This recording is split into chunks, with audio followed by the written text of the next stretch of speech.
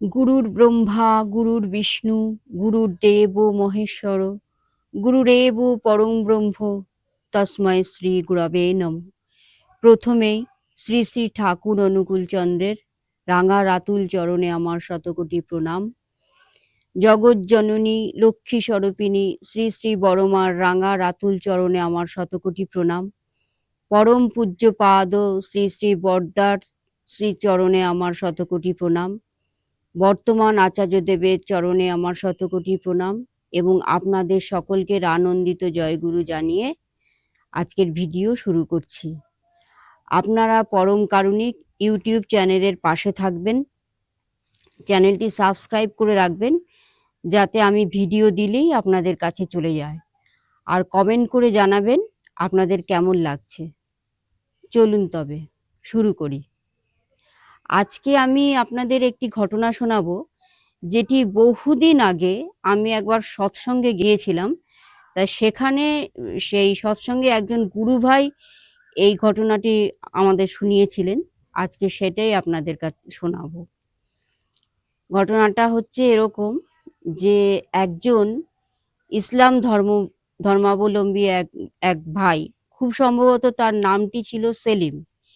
সেই সেলিম ভাই বহুদিনই অনেকবার ঠাকুরের কথা শুনেছেন। তা তার খুব ইচ্ছে ছিল যে সে শ্রী শ্রী ঠাকুরকে দেখতে যাবে। তা ঠাকুর তখন দেহেই ছিলেন। তা হঠাৎ সে একদিন দেওঘরে গিয়ে শ্রী শ্রী ঠাকুরকে দেখলো এবং তার ঠাকুরের অনেক কথাবার্তা শুনলো। সে অনেকক্ষণই ছিল। তারপরে কিন্তু সে সবাই যখন বলছে শ্রী শ্রী ঠাকুর ভগবান, শ্রী শ্রী ঠাকুর অসম্ভবকে সম্ভব করেন, তাকে দিয়ে অনেক অলৌকিক ঘটনা ঘটেছে, এসব শোনার পরও কিন্তু ওই সেলিম ভাইয়ের মনে একটা সংশয় ছিল। সে কিন্তু ঠাকুরকে ঠিক ভগবান বলে মানতে পারছে না। সে জানতো আমার নবী সব, নবী ছাড়া আমার কাছে আর কেউ কিন্তু বড় নয়। তা সে বাড়ি চলে আসে। বাড়ি চলে এসে সে বিভিন্ন বই পত্র ইত্যাদি ঘাঁটতে শুরু করলো। বই পত্র ইত্যাদি ঘেঁটে সে দেখলো যে তার নবী, তিনি খেজুরের রস খেতে খুব ভালোবাসতেন। তা সেটাকেই সে টার্গেট করলো। সে ভাবলো ঠিক আছে, এরপর আমি দেওঘরে গিয়ে আমি ঠাকুরকে জিজ্ঞেস করব যে আপনি বলুন আমার নবী কি খেতে ভালোবাসতেন। ঠাকুর যদি মানে ঠিক ঠিক জবাব দিতে পারেন তবে আমি তাকে গুরু বলে মানবো। এটাই মানে সে ভাবলো, সেলিম ভাই ভাবলো। তারপরে আবার একদিন সে কোনো এক সময় দেওঘরে গেল। দেওঘরে গিয়ে ঠাকুরের কাছে গিয়ে বসেছে, আরো অনেকেই আছে সেখানে, তারা কথাবার্তা বলছে। তা সে হঠাৎ ঠাকুরের কাছে এসে প্রশ্ন করলো, আচ্ছা বলুন তো আমার নবী কি খেতে ভালোবাসতেন। ঠাকুর অল্প হেসে বললেন, আমি আগেও খেজুরের রস খেতে ভালোবাসতাম আর এখনো সেই খেজুরের রস খেতেই ভালোবাসি। তখন সেলিম ভাই অবাক হয়ে গেলেন। অবাক হয়ে ঠাকুরের পদতলে বসে বললেন, তুমি আমার নবী, তুমি আমার আল্লাহ তাআলা, আজকে থেকে আমি তোমাকে গুরু বলে মানলাম। এবং তিনি শ্রী শ্রী ঠাকুরের শিষ্যত্ব গ্রহণ করলেন। বর্তমানে অনেক ইসলাম ধর্মাবলম্বী মানুষ আছেন শ্রী শ্রী ঠাকুরের দীক্ষিত। ঠাকুর বলেছিলেন যে ধর্মে সবাই বাঁচে বাড়ে, সম্প্রদায়টা ধর্ম নাড়ে। মানে শ্রী শ্রী ঠাকুর এটাই বলতে চেয়েছেন যে হিন্দু মুসলমান এটা কোনো ধর্ম নয়, এগুলো এক একটা মত। শ্রী রামকৃষ্ণ দেবও বলেছেন যত মত তত পথ।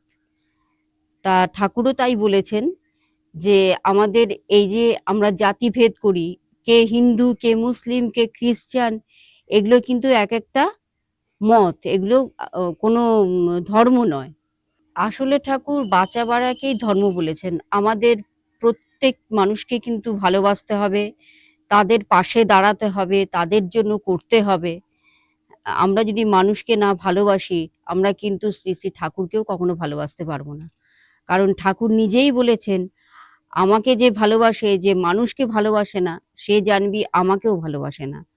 তাই আমাদের সমস্ত মানুষকে ভালোবাসতে হবে, তাদের পাশে থাকতে হবে, তাদের বিপদে আপদে আমাদের সাহায্য করতে হবে।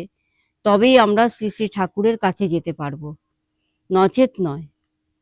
এরপর বলি, শ্রী শ্রী ঠাকুর তো প্রত্যেককেই বলেছিলেন ধ্যান করার কথা। তা ধ্যান আমাদের করতেই হবে। তা এর একজন গুরু ভাইয়ের কথা আপনাদেরকে বলি। ঠাকুর তখন দেহে ছিলেন। তা একজন গুরু ভাই দেওঘরে গিয়ে শ্রী শ্রী ঠাকুরকে বলেছিলেন যে, ঠাকুর, আমি ধ্যানে বসলেই খালি আমি রক্ত দেখতে পাই, এটা কেন হয়?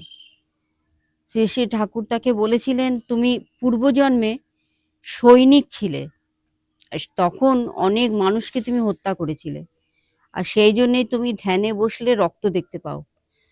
তবে তুমি ধ্যান করা ছেড়ো না, ধ্যান করো, আমার নাম করো, ওটা আস্তে আস্তে কেটে যাবে।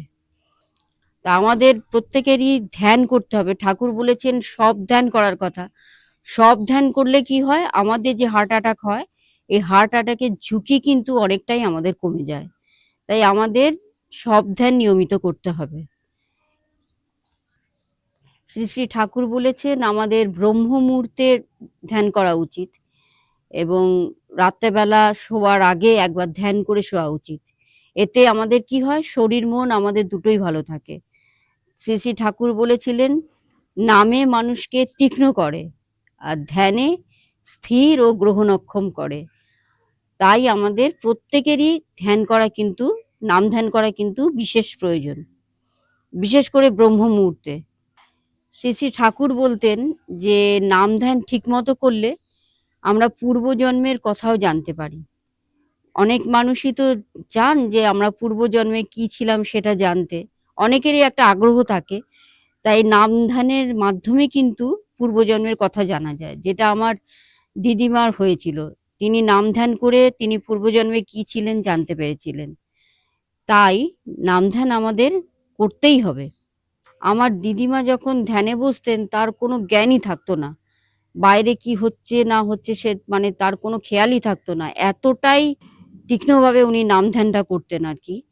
তা আমাদের প্রত্যেকেরই উচিত নাম ধ্যানটা করা। অনেকের হয়তো ভালো করে হয় না, অনেকে বলেন যে আমাদের সময়ের অভাব, কিন্তু আমি বলবো যে আপনারা ব্রহ্ম মুহূর্তে যদি পারেন করবেন, না হলে রাত্রেবেলা শোবার আগে একবার নাম ধ্যান করে নেবেন। এতে কিন্তু শরীর মন আমাদের দুটোই খুব ভালো থাকবে, এবং আমরা সুস্থ থাকবো।